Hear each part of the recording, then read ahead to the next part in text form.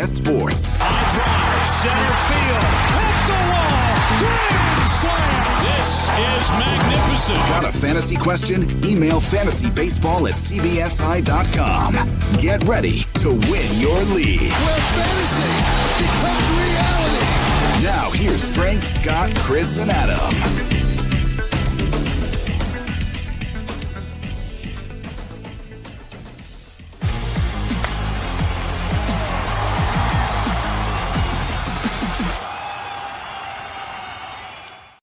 Welcome on into Fantasy Baseball today. Full transparency, we are recording this on Sunday afternoon before the Super Bowl. You will be listening to it on Monday, February 8th, because let's be honest, we want to watch the Super Bowl, and I'm likely going to be intoxicated tonight. Welcome to the show. Frank Stanfield here, joined by Scott White. Chris was supposed to be on this podcast, but as soon as he joined, his internet went out. It is snowing again in New York City. There's like snowballs falling from the sky. It's absolutely insane. But Scott, I mean, Chris becomes an analyst. Guy takes a week off for vacation. Now he doesn't want to do the podcast. I don't know, man. I'm starting to big time us here. I don't know. Well, he's still technically on vacation, right? So maybe it was a divine intervention there. I don't know. I had to cancel a mock draft last week because my internet was out. So the internet gods are conspiring against us. Crazy times indeed. Yeah. Look, everyone's working from home. So I imagine internets are bogged down right now. Today on the show, we are taking a closer look at ADP Analysis, who is undervalued and overvalued. We'll go round by round, really focus in on the first 8 or so rounds, and then give you some picks outside the top 100 and top 200 as well. Scotty is hyped because his boy Marcell Ozuna returns to the Atlanta Braves. We also had a trade over the weekend. We'll get into all that. But Scott, let's start with this. ADP Analysis is the crux of the show.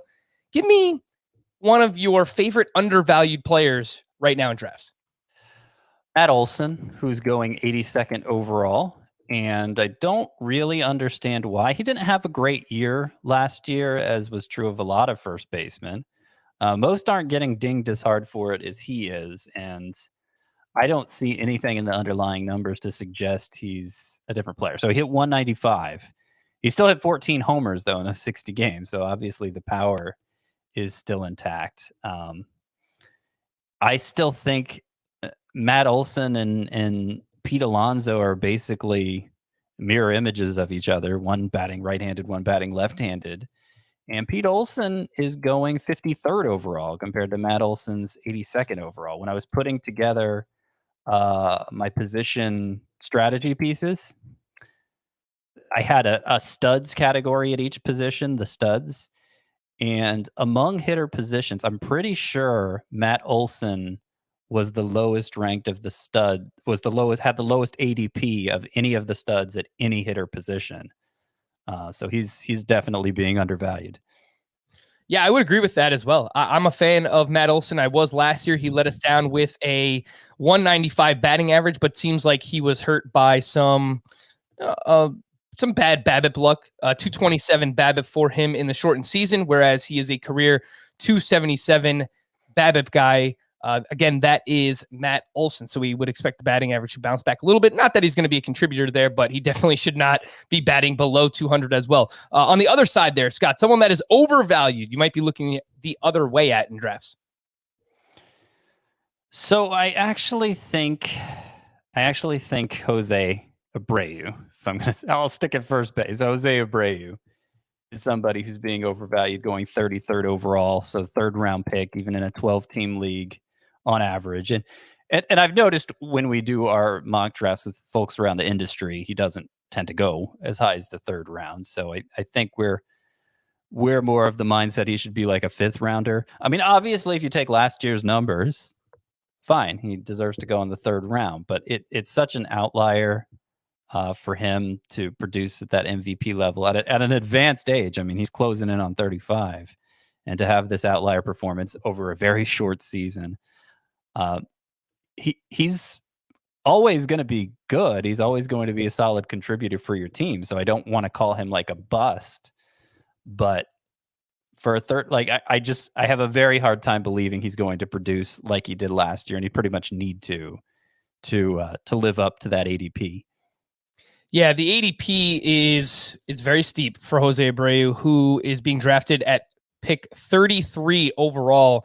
And I agree, it's tough because he will be 34 years old when the season starts. You're buying coming off an MVP season where he hit 317. He had 60 RBI in 60 games. Guy was on pace for 162 RBI over the course of a full season. So it's just absolutely massive year. And I really like the player, but agree, in the third round of a 12-team league, that is very tough. But, in drafts where everyone has that same mindset, Scott, he might fall a little bit. And I did a 15-team roto draft recently where I got him at pick 51. So in the fourth round of a 15-teamer, I think that's actually a pretty solid range to get him outside the top. Yeah, I think that's fine. I don't see that as a discount from where I expect him to perform, but it's obviously safer than drafting him 33rd overall.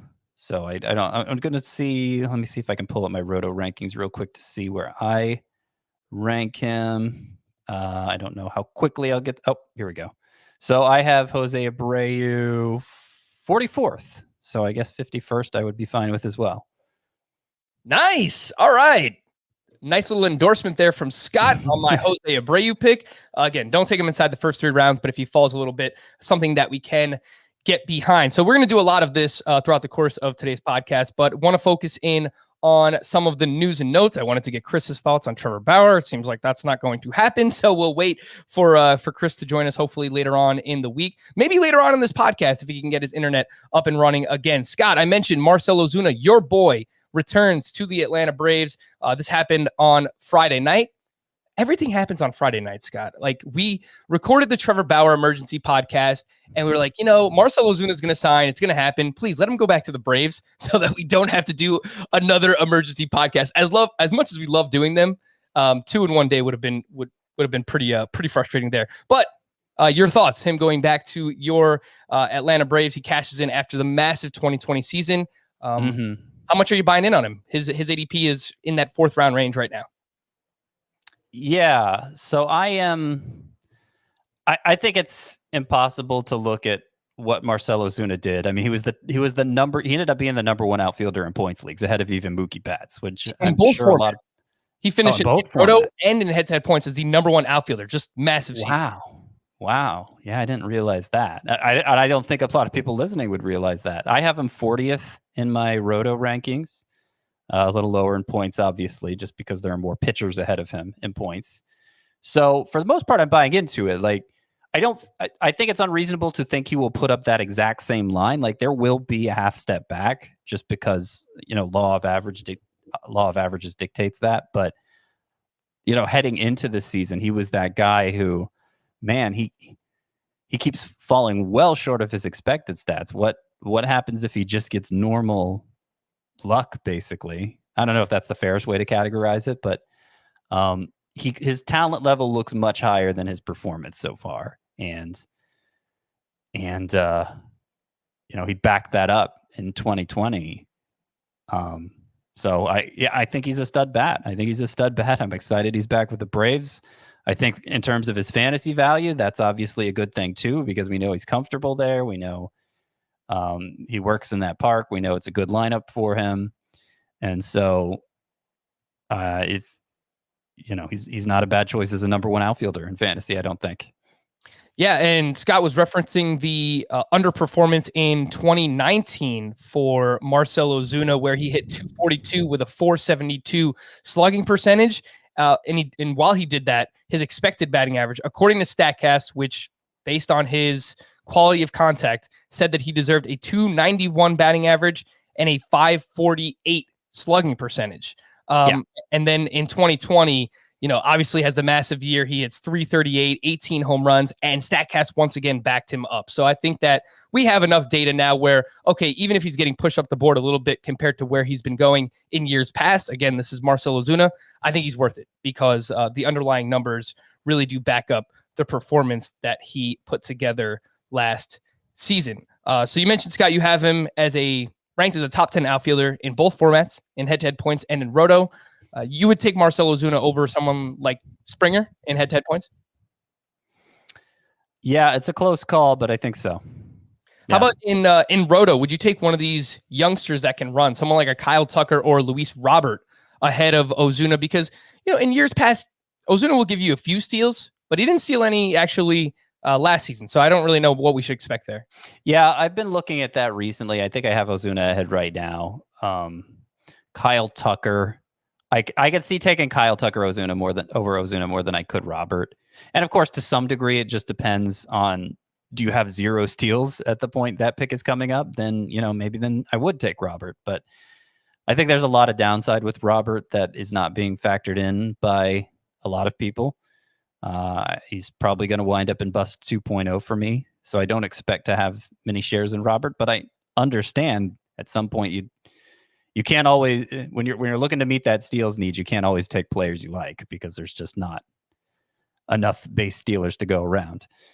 Yeah, Ozuna's ADP 43.8. So I mentioned in the 4th round, Kyle Tucker right now at 35 and Luis Robert at 37.8. So both going slightly ahead of Ozuna. And I would expect that's because you project 20-ish steals for each of those guys, Kyle Tucker and Luis Robert. We had a trade over the weekend. The A's acquired Elvis Andrus, catcher Aramis Garcia, and cash from the Texas Rangers in exchange for designated hitter Khris Davis, catcher Jonah Heim, and right-handed pitching prospect Dane Acker. For the A's, Elvis Andrus will play shortstop, and since the start of 2019, he has not been great. 263 batting average, 384 slug, 688 OPS during that time. He still did have 3 home runs and 3 steals in just 29 games last season. So Scott, moving over to the A's, expected to likely play every day at shortstop. Anything left in the tank for Elvis Andrus? I'm not hopeful of that. He might be a cheap contributor in steals for you since the playing time's going to be there. Last year, obviously short seasons, though 3 steals, not really sure what to make of that, but he had 31 in 2019, hit 275 still. That would obviously be useful, particularly as late as you can get him in a Roto league, but clearly on the decline, clearly need to have low expectations for him. And the same is true for Khris Davis. Really, it was kind of a swap of has-beens here. I think maybe the most notable fantasy implication here is that, okay, Davis can only play DH. Willie Calhoun, I mean, we've seen him play left field recently, but he was basically just a DH last year. And they have a full outfield anyway, the Rangers do. So what does this mean for Willie Calhoun? I'm less interested in him as a sleeper if Khris Davis is going to be cutting into his at-bats. Yeah, I was kind of wondering what this does for not everyone's playing time, but I think that it can somewhat affect David Dahl and Leody Taveras as well. I think Joey Gallo is pretty safe to play near every day in right field for the Texas Rangers. But as of now, they do have the Rangers have Khris Davis, they have Willie Calhoun, they have Leody Taveras, as I mentioned, and David Dahl for basically 3 spots: it's center field, left field, and DH. So you're basically seeing Khris Davis and Willie Calhoun just take away from each other. You're not worried as much about Dahl and Taveras there, Scott? I mean, it would require, for them to lose at bats to Khris Davis, it would require Willie Calhoun to play some outfield, and I'm not sure how interested. Yeah, he still played 8 games there last year. Willie Calhoun did. I know he was DH only. He was only 2 games short of getting outfield eligibility, so maybe there'll be. Yeah, I doubt it'll be a situation where it's always this thing. If David Dahl is struggling, then of course he's going to lose more playing time. If Willie Calhoun is killing it, then of course he's going to lose less playing time. But I think going in, the plan would be more like a DH platoon. Other guys like Delino DeShields, Charlie Culberson might be around to impact the at-bats of somebody like David Dahl. But obviously that was always a possibility even before this trade. And Taveras is a pretty popular sleeper candidate I've seen, at least in Roto leagues, because 4 homers, 8 steals in 33 games in 2020 for Taveras. So he does have some speed, showed that off in the minor leagues as well. Yeah, he's played about 65 games at AA. So there's a chance that he starts the year in the minors, but he looked pretty good last year in his limited playing time. Scott, at catcher, I just wanted to address this with the Rangers as well. They acquired Jonah Heim. They also have Jose Trevino, and we're kind of excited about Sam Huff, who is one of the top catching prospects in baseball. He obviously has massive power. He flashed out a little bit towards the end of the season. So how do you see the catcher situation playing out here for the Rangers? Well, I had read from one of the Rangers beat writers, I don't remember which one, that Sam Huff's expected to begin in the minors, that they're planning to go with Trevino as their starter to begin the era. Expect Huff to be up at some point, obviously. But I don't think acquiring Jonah Heim is going to impact Huff's timetable at all. So minimal impact there. Alrighty. Yeah, I mean, Sam Huff, there's a lot to be excited about there. Big power, lots of strikeouts, almost like a Joey Gallo-esque at the catcher position. But we should see him at some point here in 2021. Last thing on this trade, A's GM David Forst said Saturday that they're in the market for bullpen help. They did manage to save some money here in this trade or receive money from the Rangers. Either way, they have some more money available. And Trevor Rosenthal and Mark Melancon are still out there. So as of now, it looks like Jake Diekman is the favorite, the in-house favorite for saves with Oakland, but there's still a chance that they can sign another reliever for the back end there. Speaking of the A's, we didn't start Mike Fiers. They brought him back on a 1-year deal. He's really not very good for fantasy purposes anymore. The Mets signed outfielder Albert Almora, more of a defense first type player, and he projects to play against left-handed pitching in a platoon in center field with Brandon Nimmo playing against right-handed pitching. So there you go. Not really much to see there. The Reds. I like Brandon Nimmo more than that, but yeah, apparently that's the direction they're going to go. Yeah, look, Nimmo, especially in points leagues or OBP, he's fantastic. And if he leads off against right-handed pitching, he should be able to score a good amount of runs as well. So he's a good player, but it seems like they don't really want to give him opportunities against left-handed pitching. So at least in a platoon to start there for Brendan Nimmo. The Reds apparently have been in contact with Jonathan Villar regarding their open shortstop job, though a deal is not yet in place.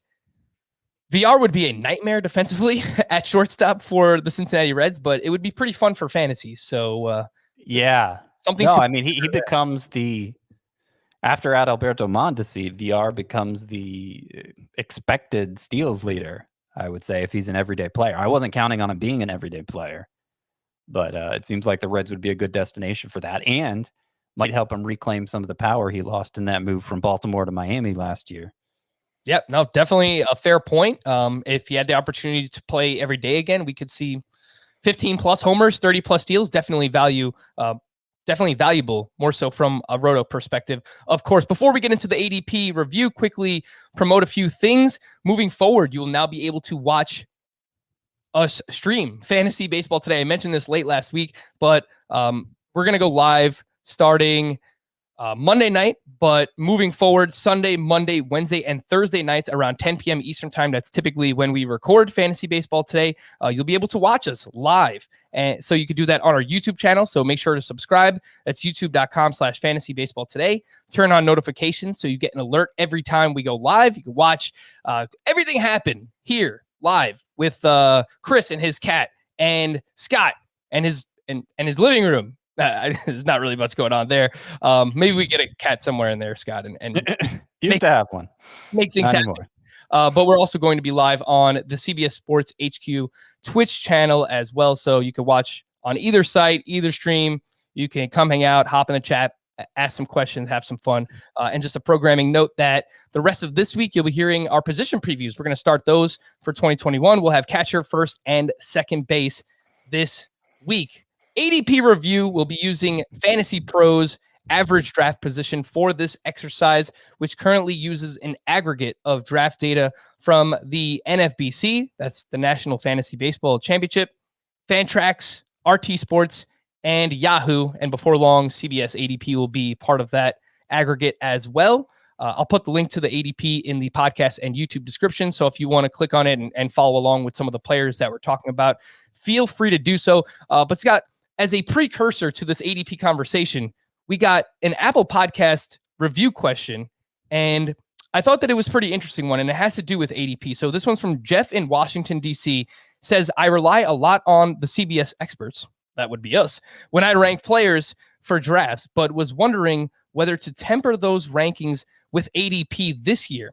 If, for example, you rank a player 20 spots higher than ADP, do you just pick your guy, or do you weigh ADP and potentially wait because you probably can?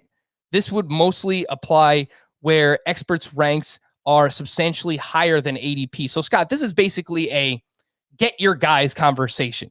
Now, just because you rank a player 20 spots higher than ADP, do you have to take them there, or maybe, take them one round ahead of ADP just to make sure you get that player because you're excited about them? How do you weigh those things together? So I treat my rankings, and this has been a point of contention over the years. I construct my rankings as a draft guide, as a tool to use in the draft. This is the order you should draft these players. And so I'm taking into account perception. I'm taking into account ADP. A lot of the changes I make to my rankings over the course of draft prep season, because obviously when I first put together the rankings, I'm kind of going in blind. I don't have any of that info. But as I'm adjusting rankings leading up to the height of draft prep season, leading up to opening day, the changes are being made because I'm finding I can get certain players later, or players that I want to get more of, I'm not able to get them because I don't rank them high enough. So I'm adjusting my rankings with that in mind, with ADP in mind. So that would be the answer for my rankings personally. But I know a lot of people just rank them based on, this is how I think their numbers are going to look at the end of the season, and not accounting for what other people are doing at all. So, there's no set way to do rankings, which makes it difficult to answer this question. But I guess if I'm going to apply an answer for just rankings in general, I would say, no, consider the rankings, but also factor in ADP, because there's no reason to reach for a guy by 3 rounds. Maybe 1 round, like you said, if it's somebody you really want, but you obviously want to maximize the value of every pick, and you have to take into account ADP. If you do, which again, I try to already do in my rankings, but if you're using somebody else's rankings, you can't assume that. No, it's a good point. And we spoke about this recently for one of our mock drafts, where I think Kyle Hendricks went in like the 3rd round. I think it was our points league mock draft, where you probably, based on ADP, didn't have to pull him up the board that high. Maybe the 4th round, like if you just want to make sure that you get him. But based on ADP, probably would have been there in the 5th or even the 6th round. So there are different ways to make rankings, but I think it is foolish to completely ignore average draft position, just to give yourself an idea of where players are going. So, okay, if I like this guy and he's going at pick 80, but I want to make sure I get him, again, maybe you pull him up the board by 1 round, but you have to maximize the value of all your picks. So I thought that was very well said. And my rankings, similar, Scott, I take into account recent ADP trends. So at NFBC, you can sort it by a time frame. So I'll look at things like that. But ultimately, my rankings, my top 300 for both head-to-head points and roto, are, if I'm on the board, which player would I take between this player, between all the players available, how would I draft these guys? And that is how I do my rankings. And that's what I think. That's what I always thought rankings should be. But I know there are rankings contests that are run on Fantasy Pros, and they basically assess at the end of the year whose rankings were most accurate, which I get too, but the rankings fill a specific function in draft prep season. And so if you're doing it for some accuracy contest at the end of the season, I think you're doing the people looking at the rankings a disservice. Well, Scott, I'm happy you brought that up. I'll give myself a little pat on the back here, but I have finished top 10 in the accuracy competition on Fantasy Pros each of the past 2 seasons. I haven't gotten the results, or I haven't seen them yet. Maybe they came out and I just wasn't part of the top 10. But for 2018 and 2019, I have finished top 10 in the competition. So hopefully can keep that going. But yeah, let's jump right in. First round, we'll go round by round here. Maybe not spend as much time on each player so we can get to as many as we possibly can. But the first round, Scott, I mean, does anything stand out? Obviously, it starts with Ronald Acuna here, Mookie Betts, Fernando Tatis. You have your top 3 at the top. Mike Trout right behind those names. We have the big 3 of Garrett Cole, Jacob deGrom, and Shane Bieber ranked inside the top 12 picks. The one that stands out for me as potentially undervalued, it's really hard to say undervalued in the first round, but Christian Yelich was arguably the number 1 player being drafted in fantasy last year, and now you're getting him at an ADP of 11.5. So if you are still a believer in Christian Yelich and the talent, he is potentially undervalued at the spot. Yeah, that's fair. I think I have him 9th. No, I think I have him 10th, actually, because Trevor Story checks in behind him here in ADP. I have Story ahead of Yelich, but I have Jose Ramirez behind him. I have Garrett Cole behind him. That's the one that really stands out for me. You've been saying yourself that you would prefer Garrett Cole number 1 at starting pitcher. I thought you were kind of on an island with that, but apparently not, because Garrett Cole is going first of the big 3 in ADP. I have him a few spots behind both Bieber, who I have number 1, and DeGrom 2. So Cole's the one who stands out for me as being, I guess, overrated. But obviously, if he's your guy, the first round is where you need to take him.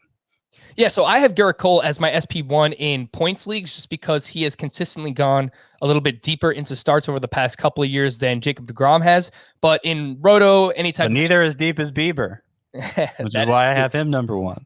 Yeah, which helps for points leagues and obviously helps their chances at getting wins as well. In any type of Roto or head-to-head categories context, I will take Jacob DeGrom. I think on an inning-by-inning basis, he will be the best starting pitcher in fantasy. So I'll take him in Roto. I'll take Garrett Cole in head-to-head points leagues. The second round, these are picks 13 through 24. That starts with Freddie Freeman, and it ends with Max Scherzer. Some potential overvalued players in this range. Scott, we spoke about him on the tiers episode, but Manny Machado, you have in the same tier as guys like Alex Bregman and obviously Anthony Rendon. Talk about those a little bit further down in the third round, but based on that, he would be overvalued in the second round range. And Bo Bichette, which I think is an interesting case, Scott, because I'll keep making this comparison. I don't know if the upside is as high, but I have this like Fernando Tatis vibe with Bo Bichette where, yes, you have to pay a big price in the second round, but I think that there's a chance that we could be drafting Bo Bichette as a first rounder next year, but it's also a deep position at shortstop, and you have to pay a pretty penny here in the second round to get him. Yeah, I'm really surprised he's going this high. I think it might be justified. I would like to have more shares of Bo Bichette than it appears I'm going to have based on this ADP. But the thing you have to keep in mind about Bo Bichette is he's played 75 career games. He hasn't even played half a season in the majors yet. And a big disparity in the stats he put up pre-injury and post-injury last year. He played only 29 games last year. I think it was a hamstring injury he had or a quad injury, something in the leg. Was unbelievable before it. Was not so great after it. So, like, you can kind of parse those 75 games and not be really that sure what you're getting from Bo Bichette. But I mean, the upside looks like a 5-category contributor. The upside looks like somebody who another shortstop who we might be drafting in the first round as early as next year, like you said. It's just, you're passing up some really good proven talent by taking him this high. At his own position, by the way, like Xander Bogaerts is going 9 picks later on average. Not going to provide the steals we hope Bichette will provide, I guess. So that's probably why, but certainly a lot more. You can feel a lot more confident what you're getting from Xander Bogaerts and that it's going to be high end. Yeah, Bichette, you mentioned the 75 games that he's played, a 307 batting average, 16 home runs, 8 steals. This doesn't work for every player, obviously, but if you just double that, a 150 game pace, that is 32 home runs, 16 steals, obviously over 300 batting average, 100 runs scored. I mean, that is a legit 5-category contributor. So we were saying similar things about Tatis last year where we recognize the upside, but again, I think you do have to bake in some downside, taking Bichette as early as the second round. Potentially undervalued here, Scott, in the second round range. I'm scared about Max Scherzer. I have him I had him on my bust list 1.0, but there is certainly an outcome where he just kind of goes back to being Max Scherzer and returns first round value. I'm a little bit more skeptical of that, but if you're a believer, then he's undervalued in this range. Yeah, I mean, this is about the range where I would draft him. So he's not going to be showing up in my overrated, underrated column. Let's put it that way. But yeah, sure. There's still a chance he could be the best pitcher in baseball. I mean, you look at his game log from last year, double-digit strikeout efforts where he was still dominant in that category. And I suspect that if he got 4 months, his ERA and WHIP would have normalized to what we're used to seeing from Max Scherzer. But he is getting older. He's dealt with some injury issues the past couple years, and better safe than sorry.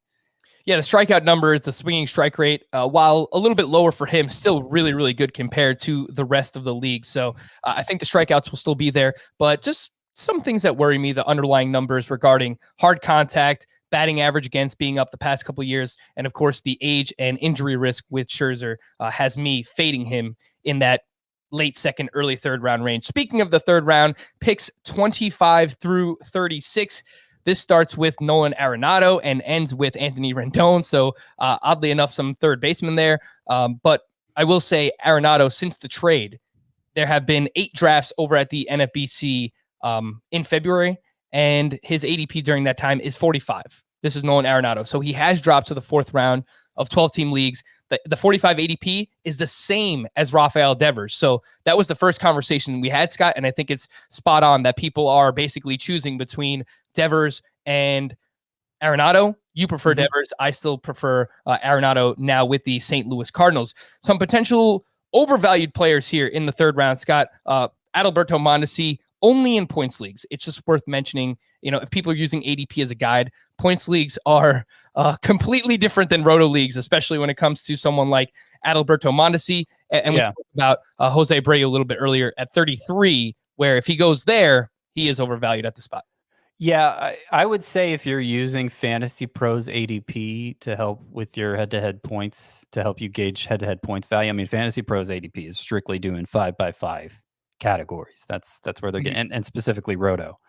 I don't think it's useless if you want to do that, but I think you're better served just where they rank within a position as opposed to where they rank overall. And you have to account for certain exceptions that their categories league values just higher, like an Adalberto Mondesi, like a Starling Marte.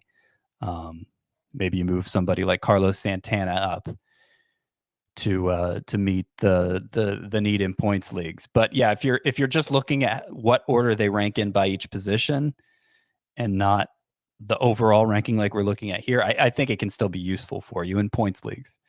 Yeah, and of course you can use our head-to-head points leagues rankings. You can look back at a mock draft, which we did, I think it was like 2 weeks ago now. So that is probably the best use of data for head-to-head points leagues.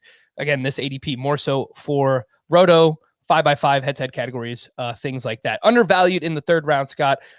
Alex Bregman and Rendon, I think we're just going to continue to harp on this. We've talked about these 2 names already a lot, but your argument for drafting these guys is, why would you take Manny Machado in the 2nd round when you can get Bregman or Rendon a round later? And I will go as far as to say, I think these 2 guys might be 2 of the best values in drafts early on.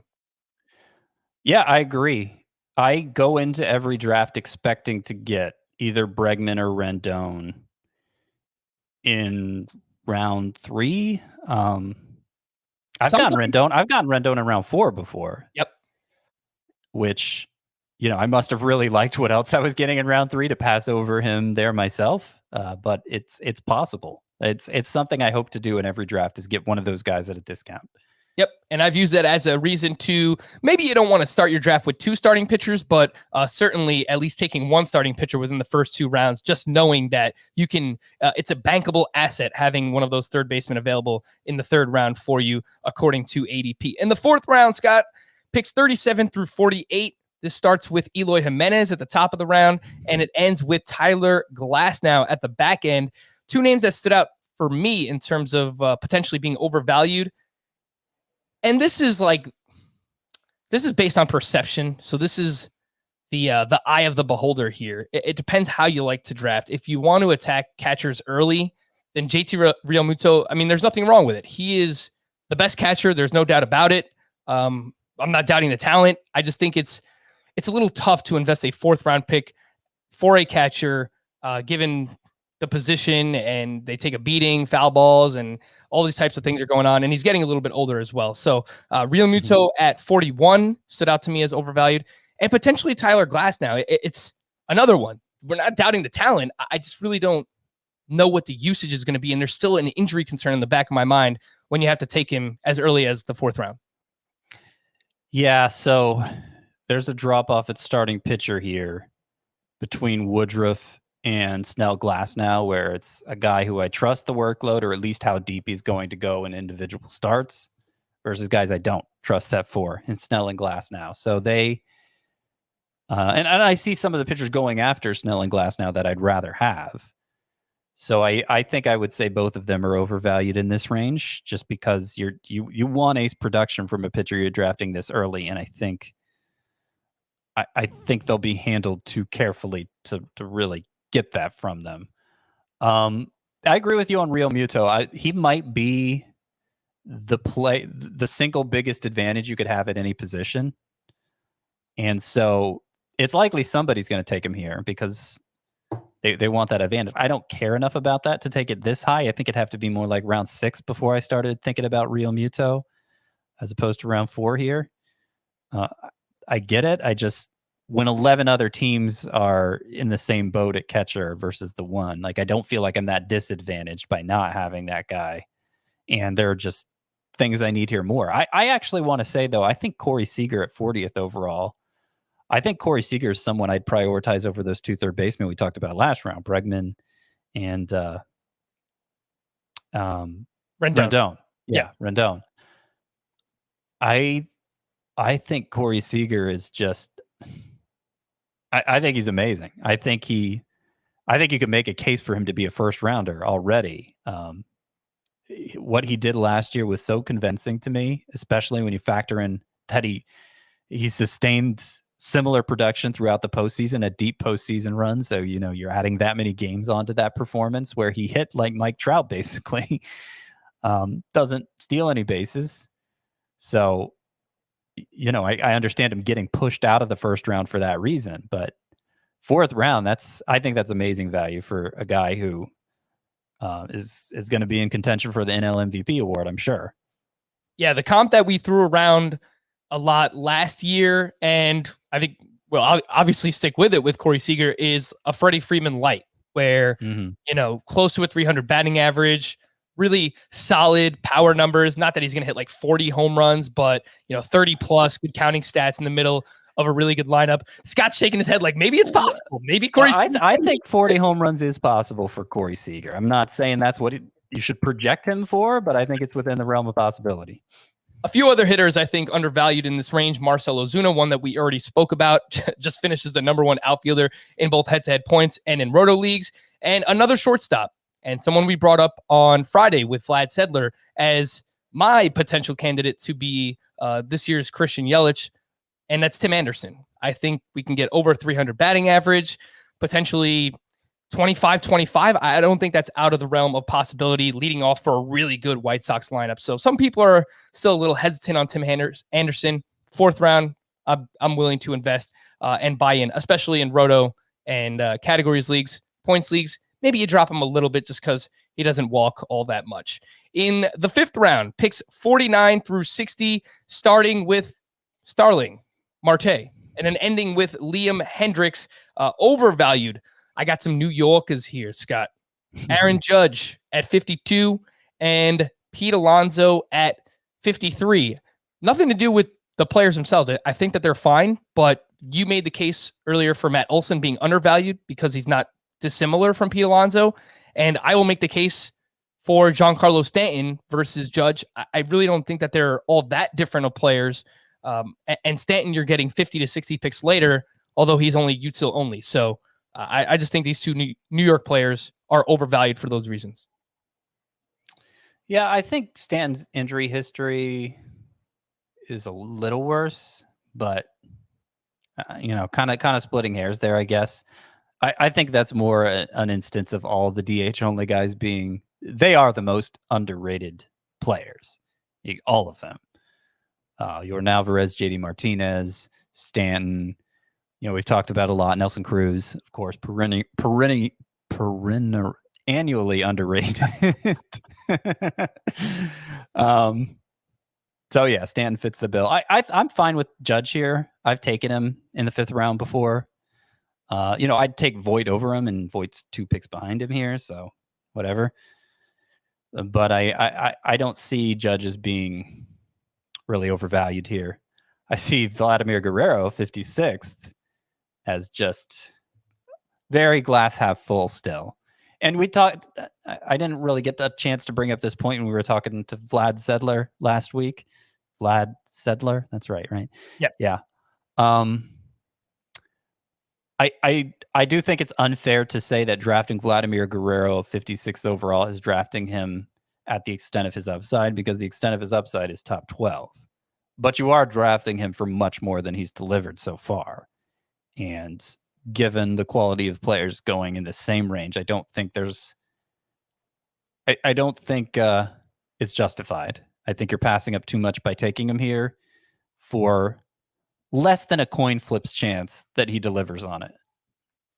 Scott, what do you think about Starling Marte in this range? The ADP last year for Marte was 29, and that's while he was with the Arizona Diamondbacks. And now we're getting the ADP for Starling Marte here at 49. So he's going 20 picks later.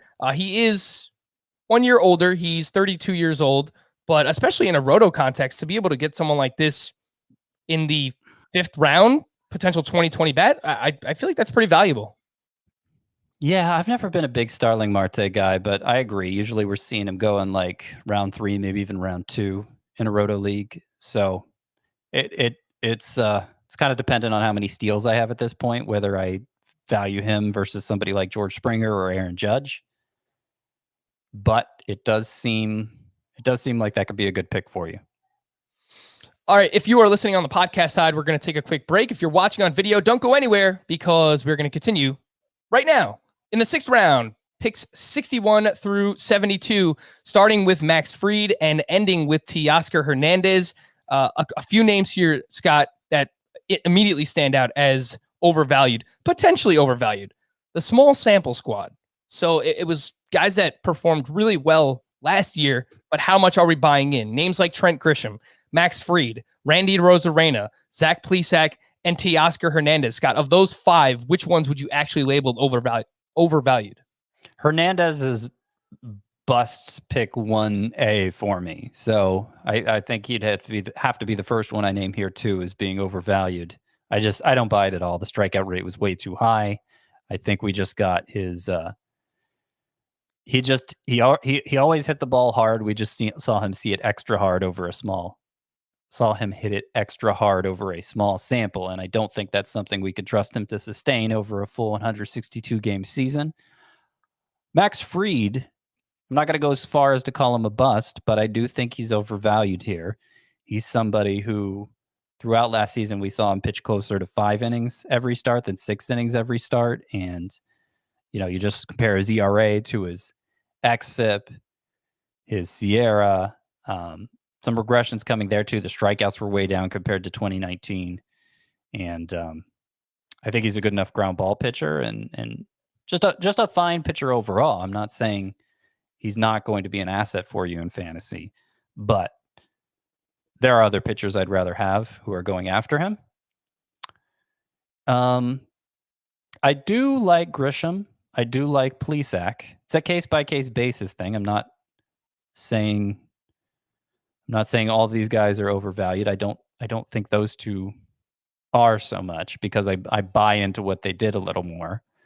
But anytime you're relying on a small sample, of course you're taking some risk there, because weird things can happen over small samples that are hard to detect, even if you know what to look for. Mm-hmm. Some potential undervalued players, Scott, that stood out to me in the 6th round. Gleyber Torres, just what he's accomplished at his young age, just a really, really weird 2020 season. And I saw a few people point this out, that apparently when he showed up to spring training, he was in fantastic shape. And then throughout the pandemic, like most of us, he put on a few extra pounds and didn't really show up in the best shape when they restarted things in the summer. So that definitely could have affected Gleyber Torres. But again, expected to hit in the middle of a great lineup in a great ballpark. We could see close to 30 home runs and good counting stats again in the 6th round. And Sonny Gray, Scott, someone, admittedly, he's a little bit tougher for me to figure out who is the real Sonny Gray. But his first 7 starts last year, I mean, we were talking about this guy like he was going to be a 2nd or 3rd round pick entering 2021. I mean, he had a 1.94 ERA, a 1.01 WHIP in his first 7 starts, and then he dealt with this back injury. He had 2 games where he got absolutely destroyed. After he returned from the injury, wasn't great either. So where are you at on Sonny Gray? Totally confused, which is the story of his entire career. Even going back to his Oakland A's days, he'd have a season where he'd be in contention for Cy Young, and then come back with a 5.69 ERA the next year. That's the story of his career. And like before the back injury, before he had those starts where he got throttled, the whiffs declined before that. I'd started to worry about Sonny Gray even before that happened. So, he said the Reds gave him the cheat code in 2019 when he dominated down the stretch to get the most out of his slider, the swing and miss potential it has. And it looked like he was right for about 3 starts last year. And then it was back to the old Sonny Gray. I think this is a year to fade him probably. Anytime he's coming off a good year, fade him. I don't think 65 overall is crazy high for him, but again, there are some pitchers like with Fried, there are some pitchers going after Gray that I'd rather have. One of those pitchers is going in the 7th round, and the picks here 73 through 84, starting with Javier Baez and ending with Jose Barrios. Scott, Carlos Carrasco is someone we have ranked inside of our top 20, ahead of a lot of names we've already mentioned. I have ranked ahead of Tyler Glasnow, and we're looking at potentially 3 rounds of ADP difference. So Carrasco is someone that immediately stands out now with the New York Mets, of course, as being undervalued in this range.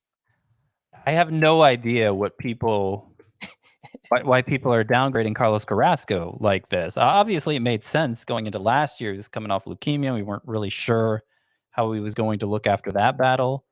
But he was great. He was great, and he got better as the year went on, and he was still capable of pitching deep into games, finished with a 2.91 ERA, had 10.9 K per night. He was as good as Carlos Carrasco has ever been. And now he's going to the NL that appears not to be using the DH in 2021. So that creates, the potential for even a lower ERA than we've always seen from Carrasco. But really the biggest reason I rank Carrasco so much higher than others seem to, given the ADP, is he's somebody who's established as an innings eater already. Somebody who's established year after year he can go 6-7 innings with consistency. And after the year we just had, where nobody got to even 100 innings, and we're worried about the workload every pitcher is going to take on, it seems like somebody like that, somebody with who's proven to take on a workload like that, should be elevated. So it seems like a really easy call. I don't know why it's not reflected in the ADP that Carrasco needs to be borderline top 15 this year. Yeah, I think it's probably just the age and potential injury concerns, and obviously has dealt with cancer and leukemia, and he beat it. But you mentioned he looked like himself last year. He looked like the Carrasco of old. So I'm with you there. I think he's a tremendous value going in the 7th round. Other potential undervalued players, util only. We talk a lot about these guys: Nelson Cruz, Yordan Alvarez, and Javier Baez, who is entering a contract year. He had a down season in 2020, but obviously has a proven track record. So we would expect him to bounce back, at least to a certain extent, here in 2021. Scott, some potential overvalued names: Dinelson Lamet, injury related. He was awesome last year, but I think you have to worry about his elbow. How about Charlie Blackmon is an interesting one, Scott, because we didn't really talk about him with the Nolan Arenado trade, but you would have to imagine the counting stats will come down a little bit for him. And as great as he was the first month last year, he kind of came back down to earth for the second month, and he's getting up there in age. So what do you think about Blackmon in the 7th round? I think it's fine. I mean, this is a guy I was still saying probably should be drafted in the 2nd round last year. Turns out I was wrong about that. Everyone else was right to downgrade him more than I was. But it's really the power was just gone last year. He had 6 home runs in his 247 plate appearances, a 145 ISO. That was his lowest since 2015, before he became a fantasy stud, basically. And considering he's 34 years old, maybe that's an indication he's really on the decline here. But I think just for batting average for run scoring potential, it's fine taking him where he's going. His ADP is fine, and maybe you get lucky and he bounces back with another 25 plus homers and performs more like a third, fourth rounder. So I think it's appropriate. I think there's more of a chance it's undervalued here than overvalued.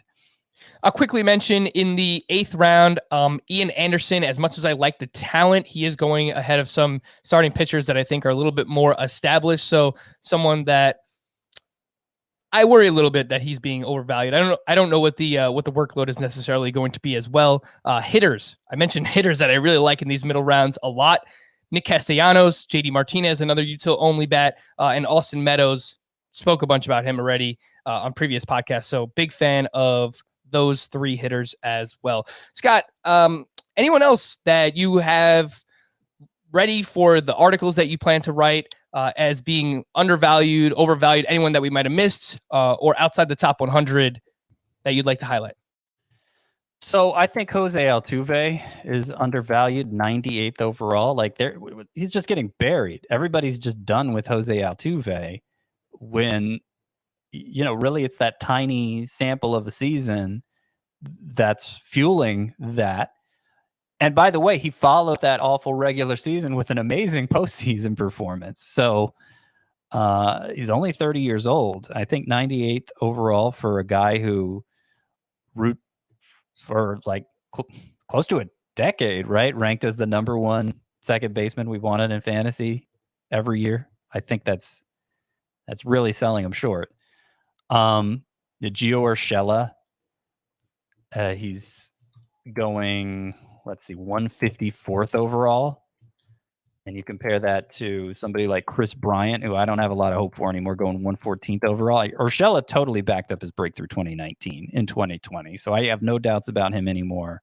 He was one of the highest point per game averagers at third base in 2020. Granted, it was a position where there were a lot of underachievers, but Urshela, there's really no reason to wonder about him anymore. I think going a little deeper, Andrus Jimenez is being overvalued. 193rd overall. It's not so bad, but I think people are imagining he's this 30 steals guy.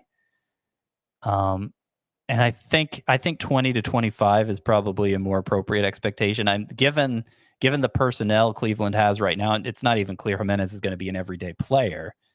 And he's going to provide almost nothing in terms of power. So I think that's overrating him a little bit. Yeah, and continue, Scott. Go ahead. Alec Boehm was another one I wanted to mention, who I like the skill set of, but 108th overall. I mean, going 50 picks ahead of Gio Urshela, that combination of overrated, underrated.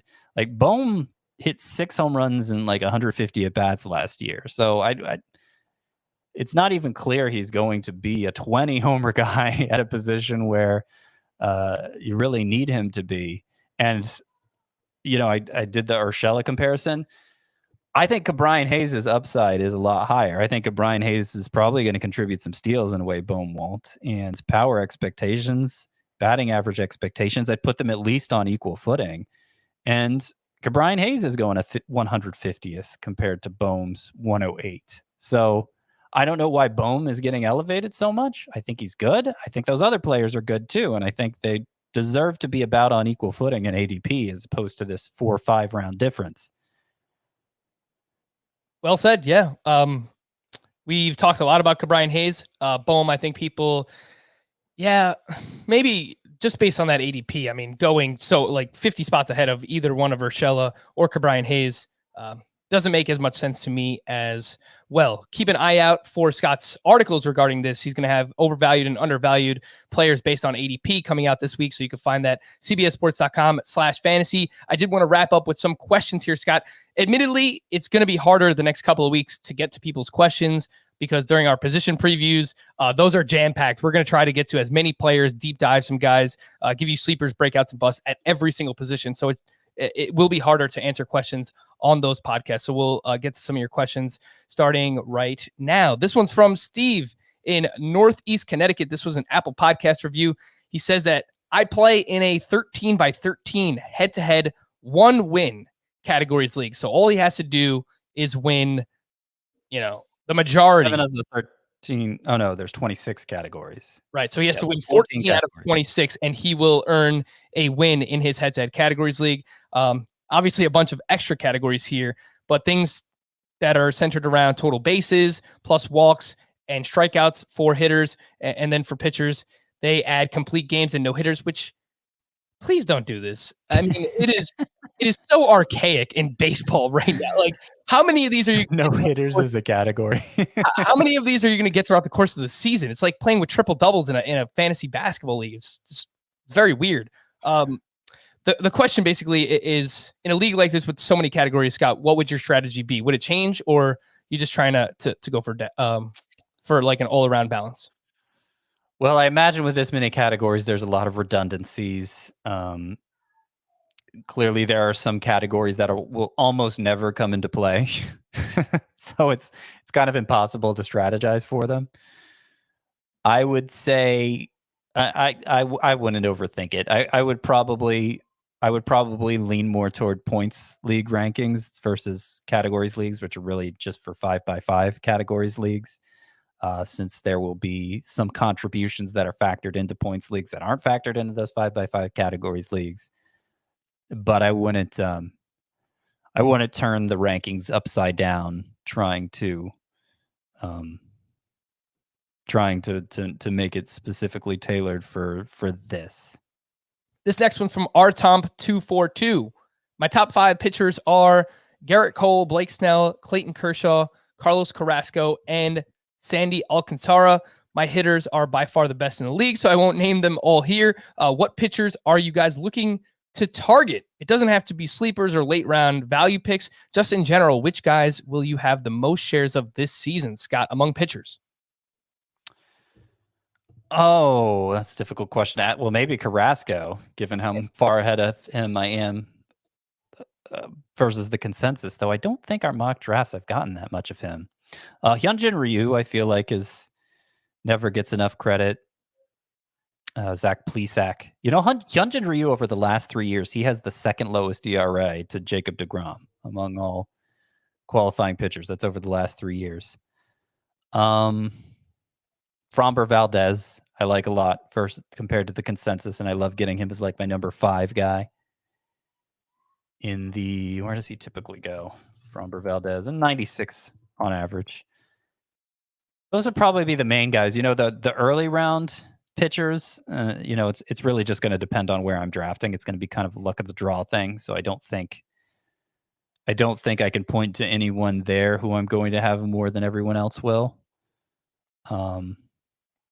It seems like Sixto Sanchez and Sandy Alcantara both tend to fall a lot. I'm not really sure why. I guess because they project for less than a strikeout per inning, but I think they excel in every other way a pitcher can, specifically how deep they pitch into games. So I tend to be kind of high on them compared to the consensus. Nice. Yeah, Carrasco stands out to me. I have a bunch of shares already. Excited about him. Chris Paddock, someone that I do like, that's going typically in round 7 through 9. I get him as like my SP3 or my SP4 usually. Joe Musgrove, if you can get him as like your SP5 in the double-digit rounds, something we talk a lot about that I am still pretty excited about as well.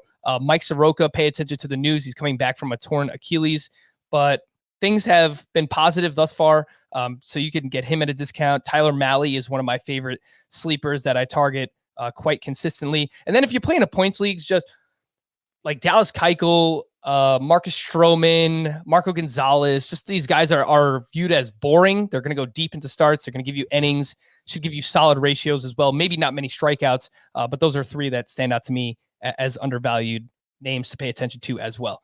This one's from A.E. Norton. I was undefeated last year, and I get to pick where I want to draft this season in head-to-head points.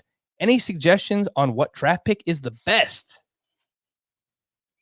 Well, if you play in a points league, I think the lowest you can choose to pick and trust that you'll get one of the big three starting pitchers as third. Because they might go 1, 2, 3 in a points league. I don't rank them that way, but they might. If you don't really care whether you get a pitcher or a great hitter, then I would say, those three pitchers, and you're adding on Trout and Betts and Soto. So if I think those three pitchers, Cole, DeGrom, and Bieber, and those three hitters, Trout, Betts, and Soto, are what you're really hoping to get with your first pick in a points league, one of those six. So I would say sixth, unless you have to have a pitcher, then third. Mm-hmm. And you know your league better than we do, A.E. Norton. So if people don't take pitching as early, I would just take the furthest pick that would ensure I would get one of the big three starting pitchers. So you know your league better than we do, but I would ideally, in a points league, want one of Bieber, DeGrom, or Garrett Cole, who I do have ranked 1, 2, and 3 overall in that format. This one's from Trenton Andrews 7. Kwang Hyun Kim, starting pitcher for the Cardinals, had a fantastic year last year. This year, I'm still snagging him super late in drafts, normally as my 6th, 7th, or even 8th starter. Am I missing something? Was last year a mirage? And is he really not very good? Or am I still getting good value taking him in the later rounds? For Kim, the ADP is 228. He is the 70th starting pitcher off the board. A 1.62 ERA, Scott, but that comes with a 4.52 xFIP. What are some expectations for Kwang Hyun Kim? Yeah, I don't trust Kwang Hyun Kim. I never trusted him last year when he kept churning out good start after good start. I expected it to all come crashing down at some point. It never did, but that doesn't mean it never will, especially considering how short last season was. Even in terms of xERA, which takes into account hard contact in a way xFIP and Sierra won it. And I don't think it's as predictive as xFIP, but if you wanted to say it was, xERA was still 381 versus 162 for a non-strikeout pitcher. I mean, that sounds like more of a late round guy.